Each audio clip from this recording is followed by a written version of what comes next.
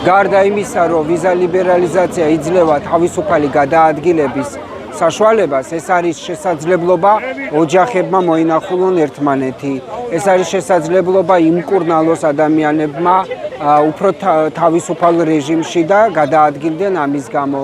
ეს არის შესაძლებლობა ნახოს სამყარო უფრო მარტივად.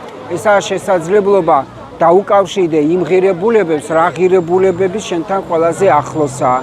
ეს არის შესაძლებლობა, რომ შენ გრძნობდე თავს ადამიანად და არა რიგებში დგომაში გაატარო 1 და 2 თვე და უამრავი დოკუმენტების.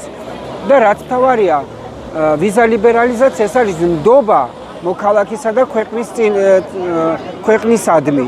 ეს არის რომ შენ ის ქვეყნები, რომელშიდაც ეს უვიზო მიმოსვლა მიიღე, გენდობიან რომ ხარ უსაფრთხო, ხარ თანაბარი, ხარ მათიანი და ამიტომ გიხსნიან თავიანთ საზღვრებს.